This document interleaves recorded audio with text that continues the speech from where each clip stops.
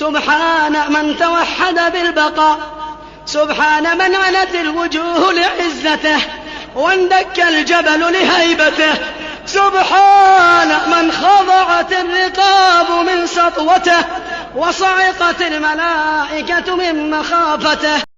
بسم الله الرحمن الرحيم.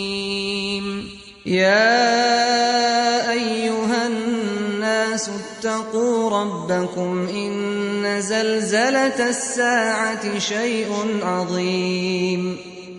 يوم ترونها تذهل كل مرضعة عما أرضعت وتضع كل ذات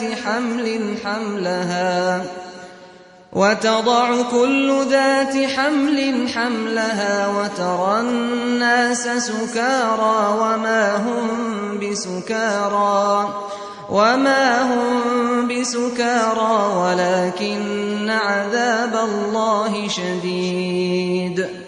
ومن الناس من يجادل في الله بغير علم ويتبع كل شيطان مريد. كتب عليه أنه من تولاه فأنه يضله ويهديه إلى عذاب السعير. يا أيها الناس إن كنتم في ريب من البعث فإنا خلقناكم من تراب ثم من نطفة ثم من علقة ثم من مضغة مخلقة وغير مخلقة لنبين لكم، ونقر في الأرحام ما نشاء إلى أجل مسمى ثم نخرجكم طفلا ثم لتبلغوا أشدكم، ومنكم من يتوفى ومنكم من يرد إلى أرذل العمر لكي لا يعلم من بعد علم شيئا. وترى الأرض هامدة فإذا أنزلنا عليها الماء اهتزت وربت وأنبتت من كل زوج بهيج.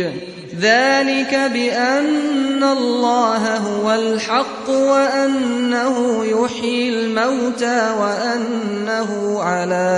وأنه على كل شيء قدير، وأن الساعة آتية لا ريب فيها، وأن الله يبعث من في القبور.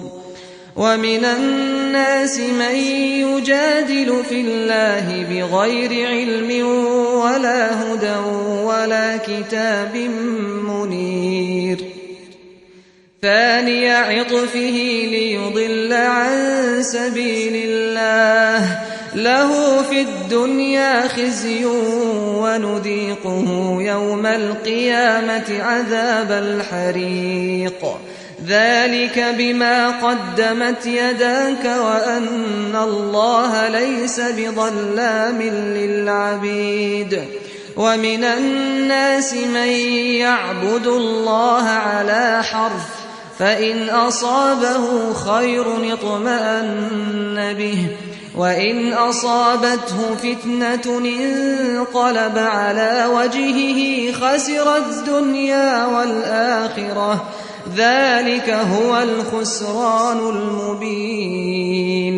يدعو من دون الله ما لا يضره وما لا ينفعه. ذلك هو الضلال البعيد.